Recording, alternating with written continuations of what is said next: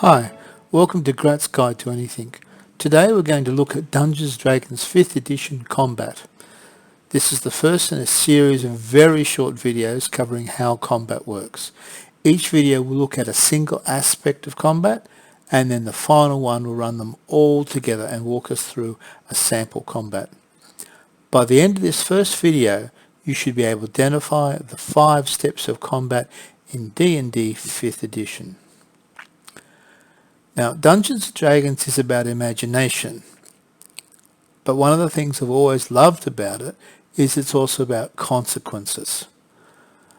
So while on one hand it gives you free rein for your imagination, on the other hand it also provides the structure needed so you can figure out if what you want to do will actually work.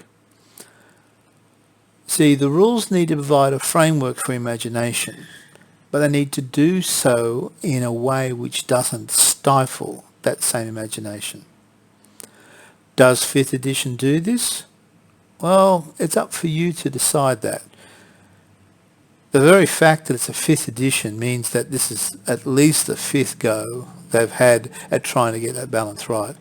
And frankly, some of the versions really sucked. But anyway, the rules give us the framework. And it's a framework for combat, and this combat is divided in 5th edition into 5 phases. The first phase is to determine surprise. Each character and monster is looked at and a determination is made whether they were surprised by this combat. Why does it matter? Because if they're surprised, they've been caught flat-footed and can't do a whole stack of things in the very first round. The next phase is to figure out where everyone is in relation to each other. This is done by the Dungeon Master. The third phase is to determine the initiative or order that everyone will act in. The fourth phase is the actual combat itself.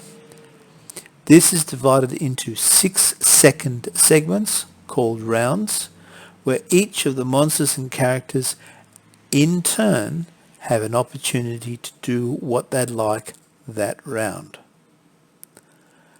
The last phase is to begin the next round, and we keep repeating that step 4 until we finally have resolved the combat, and then of course there'll be some clean-up items such as, well, treasure and unimportant things like that.